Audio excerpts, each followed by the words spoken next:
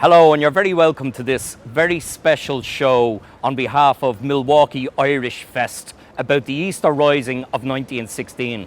My name is Lorcan Collins, and for the past 24 years I've been guiding people around the sites of the most momentous week in Irish revolutionary history. I'm standing right beside James Connolly's statue, which was erected on the 80th anniversary of his execution on the 12th of May 1916. James Connolly, of course, is one of the key revolutionaries behind the Easter Rising in 1916, conspiring with 6 other men, including Patrick Henry Pearse, Thomas MacDonagh, Tom Clark, Sean McDermott and Joseph Plunkett and Eamonn Ceannt, to plan an uprising against the British Empire while Britain was at war in Europe. England's difficulty is Ireland's opportunity, was the old phrase. So it's no surprise that they chose Easter 1916 in the middle of World War I as a good time to strike some sort of a blow for Irish freedom. The revolutionaries were very poorly armed, relying for the most on a shipment of weapons that was brought in 1914 on board the Asgard, a yacht owned by Erskine Childers and his wife Molly Childers. Those weapons were dated 1871. They hoped to bring in another shipment from Germany of 20,000 rifles, which had been organised by the great man Roger Casement, a great humanitarian who exposed the horror of imperialism over in Africa. However, the shipment from Germany arrived a few days early and was captured by the British, and the captain of the ship, the Aud, sank his vessel to the bottom of the sea on Good Friday. When word got up to Dublin about the loss of the weapons, Owen MacNeill, the Chief of Staff of the Irish Volunteers, cancelled the uprising at the very last minute. He took out an advertisement in the Irish Independent newspaper on Easter Sunday to stand the Irish Volunteers down. He also asked people to drive around Ireland stopping the uprising. There's a very famous man called Michael Joseph O'Reilly from Ballylongford in County Kerry, and he took a taxi from Dublin and drove down to Limerick, his native Kerry, West Cork and up through Tipperary, saying, "Lads, it's all off." The 7 members of the Military Council had a meeting in Liberty Hall, and they discussed what their next move would be and decided the best option would be to go ahead the following day, Easter Monday morning, and kick off at 12 noon. The objective was they were going to occupy key buildings in Dublin City. Eamon de Valera would take over Boland's Mills and Bakery. Countess Markovitz and Michael Mallon would head to St. Stephen's Green and occupy that area. Sean Connolly and Sean O'Reilly of the Irish Citizen Army took over City Hall. Sean Houston and his men took over the Mendicity Institution. And Eamonn Ceannt would occupy the South Dublin Union. And of course, not to leave out Ned Daly, 25 years of age, who took over the Four Courts area. But of course, everybody remembers the GPO battalion. And leading them was Patrick Pearse with his sword stick drawn out. Beside him was James Connolly, the great socialist revolutionary from Edinburgh in Scotland. And of course, beside him was Joseph Plunkett, very ill from bovine tuberculosis, a dying man. And he was helped along by his aide-de-camp, Michael Collins. There are 2 other men who didn't walk with anyone. They walked alone. The chief architect of the uprising, Tom Clark, who had spent 15 years in British prisons, and his friend, Sean McDermott, who was stricken with polio, and he had a limp, and he didn't want to hold up the GPO garrison. So himself and his best pal walked to the GPO, which is where we're going to go right now.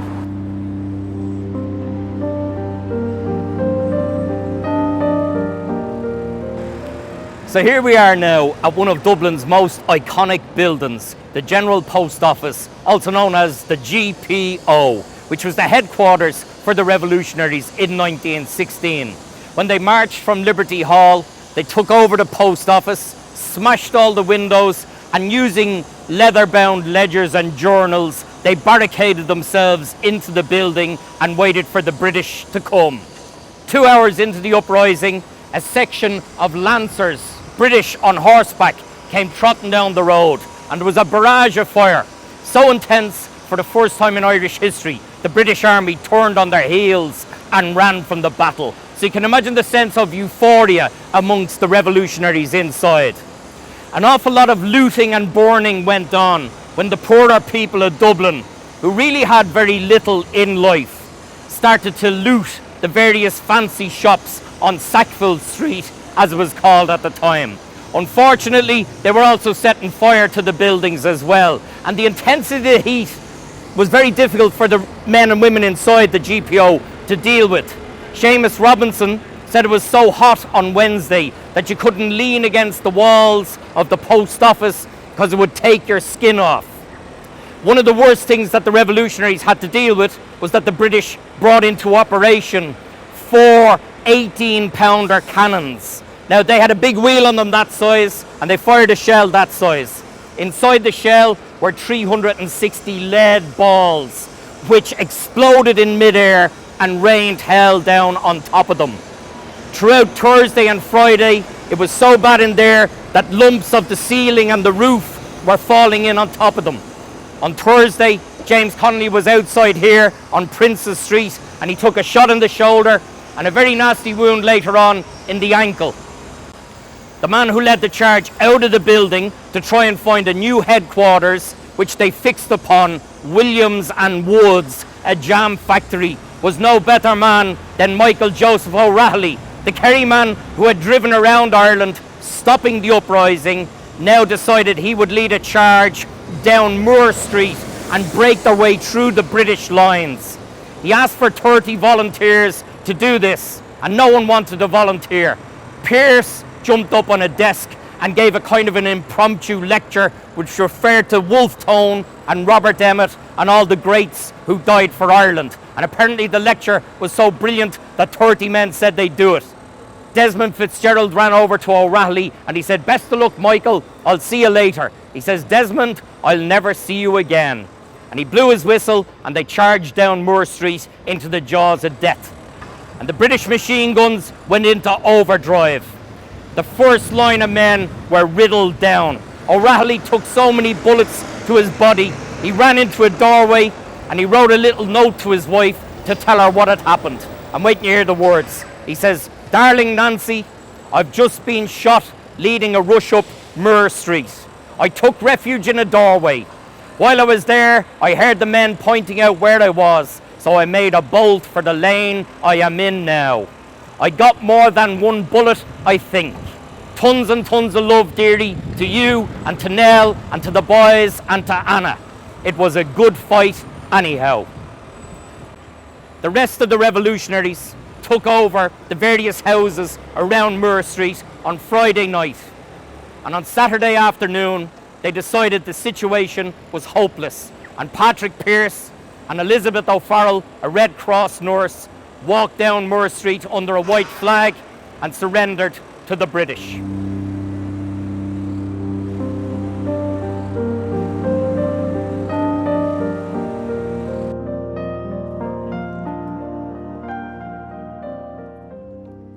So we're standing here at the archway entrance into St. Stephen's Green. Officially it's known as Fusiliers Arch, dedicated to Irishmen who were in the British Army in the Boer War in South Africa. And in Dublin, we've always known it as Traitors' Gate. But St. Stephen's Green was taken over by Countess Markowitz and Michael Mallon. Mallon was in charge. He was Chief of Staff of the Irish Citizen Army, and his second in command was the great Countess, who was a friend of William Butler Yeats, the great poet. She was also a great friend and comrade of James Connolly. And it's amazing to think of the role that some of these women had in 1916. But the objective of taking the Green was that they would dig themselves into foxholes and trenches and wait for the British, who would approach them on the 11 roads and laneways that lead into the Green. However, within one night, the British took over the Shelbourne Hotel, which had a great commanding position of Stephen's Green, and they raked the ground with machine gun fire on Tuesday morning, so the lads had to find a new position to evacuate to.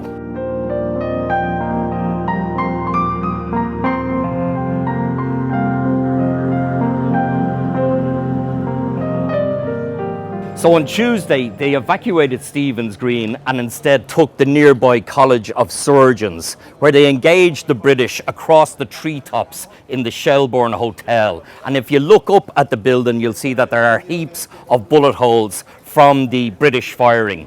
Countess Markievicz, of course, still second in command. Michael Mallon leading his troops as well. They sent various sorties out on missions throughout Easter week. And the classic one was led by a young lady who left her job in Glasgow. Margaret Skinnader is her name. She led a contingent of men to burn out the Russell Hotel and was shot 3 times, the only woman to be wounded in action during the revolution. They held out here amidst constant barrage of fire coming from the Shelbourne Hotel until Sunday, when they surrendered the day after the revolutionaries in the General Post Office area surrendered as well.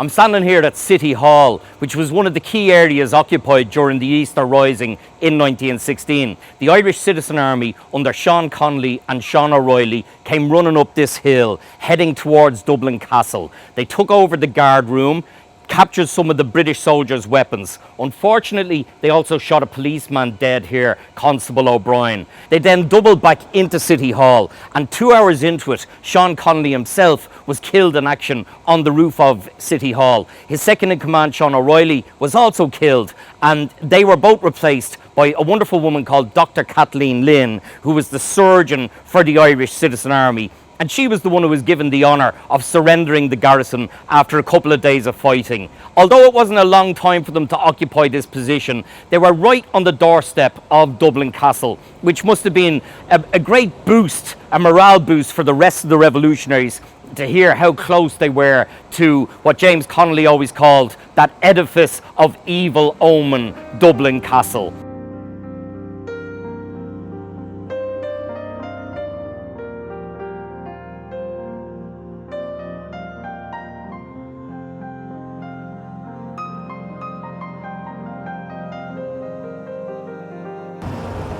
You can see in the background there the forecourts with the green dome. Now that area was all taken over by a young man called Ned Daly from Limerick. He was only 25 years of age when he had commandantship of that whole area. The Irish volunteers put up a very good fight there and held out throughout the whole of Easter week.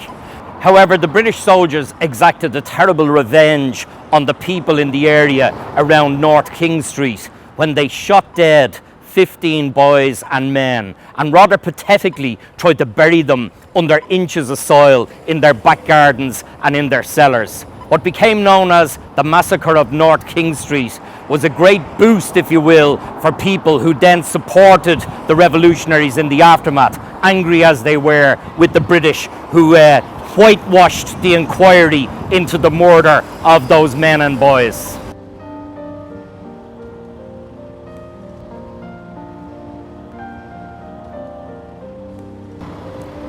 This is Liberty Hall, which was the headquarters of the Irish Transport and General Workers Union, a union founded by Jim Larkin, which James Connolly was also heavily involved with. Now, when Jim Larkin left for America in 1914, James Connolly was left in charge of the Irish Citizen Army, Liberty Hall, and the checkbook. He then devoted his time to preparing to use his army, the Irish Citizen Army, to take part in the uprising alongside the volunteers.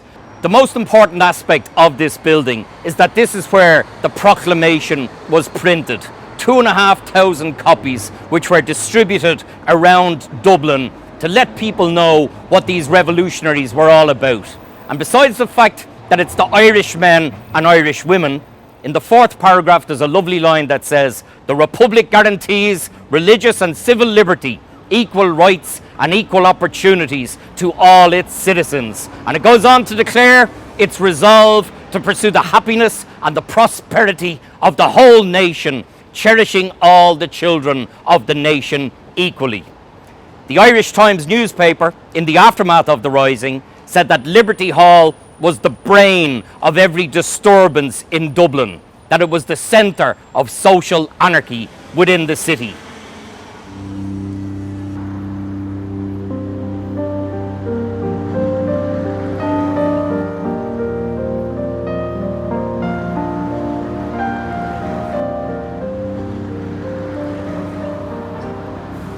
When the rising was over, after the revolutionaries surrendered, 3,500 men and women were rounded up.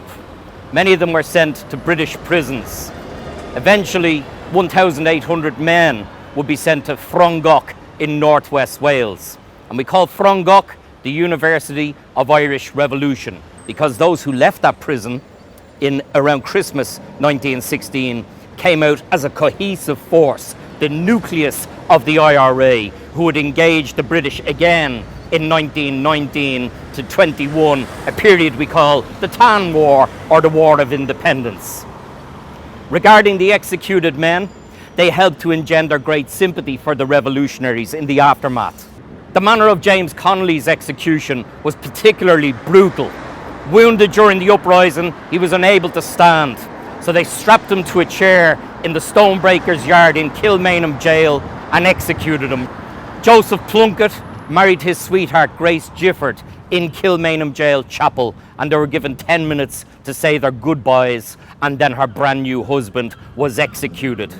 On top of this, events like the massacre of North King Street, where the civilians were shot by the British soldiers, or the murder of a great pacifist called Francis Sheehy Skeffington, these helped to swing people over away from the Home Rule Party and over to Sinn Féin, who scored a massive victory in the December 1918 elections, getting 73 seats in Westminster Parliament out of a potential 105.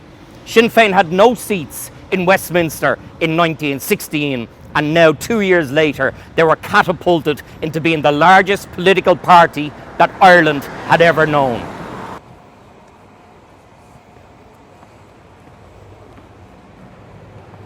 Eamonn Ceannt, one of the signatories of the proclamation, worked in this building, the rates office in Dublin, for 16 years. He had a very good salary, but he wasn't a mere clerk.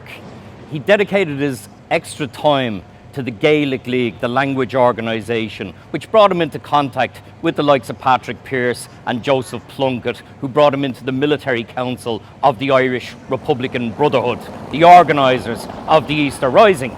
He was also heavily involved and a founding member of the Pipers Club, because he played the uilleann pipes. Your uilleann is your elbow, and he was a champion piper. He played the pipes in Rome for Pope Pius X as well. But his last statement that he left before he was executed is very beautiful. I'll just read a little bit of it. "I leave for the guidance of the other revolutionaries who may tread the path which I have trod this advice: never to treat with the enemy, never to surrender to his mercy, but to fight to the finish."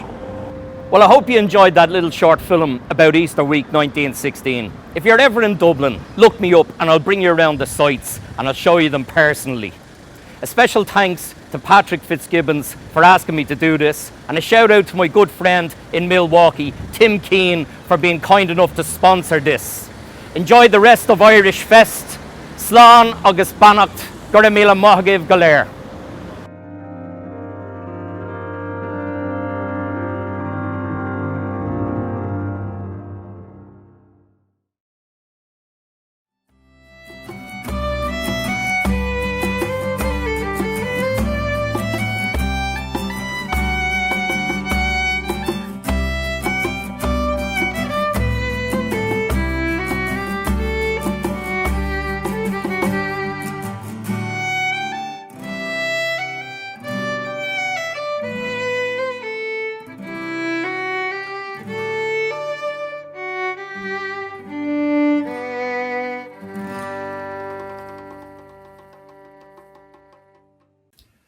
Kilmainham Gaol, Dublin, Easter 1991.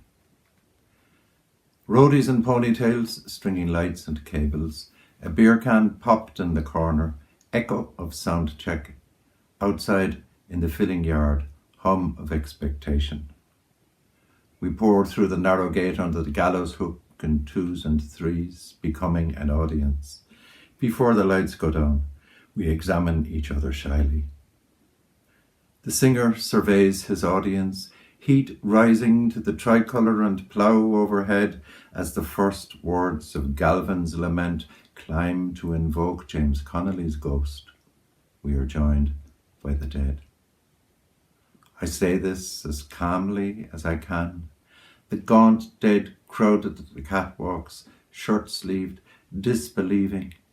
The guards had long since vanished, but these looked down on us, their faces pale. I saw men there who had never made their peace, men who had failed these many years to accept their fate, still stunned by gunfire, wounds, fear for their families, paralysed until now by the long volleys of May so long ago. I think that we all felt it, their doubt and their new fear, the emblem so familiar, the setting our upturned faces so unreal. Only the dignity of the singer's art had power to release them. I felt it. I say this calmly. I saw them leave in twos and threes as the song ended. I do not know that there is a heaven, but I saw their souls fan upward like leaves from a dry book, sped out into the night by volleys of applause, sped out, I hope, into some light at last. I do not know that I will ever be the same again. That soft-footed gathering of the dead into their peace was like something out of a book. In Kilmainham Gaol, I saw this, I felt this. I say this as calmly and lovingly as I can.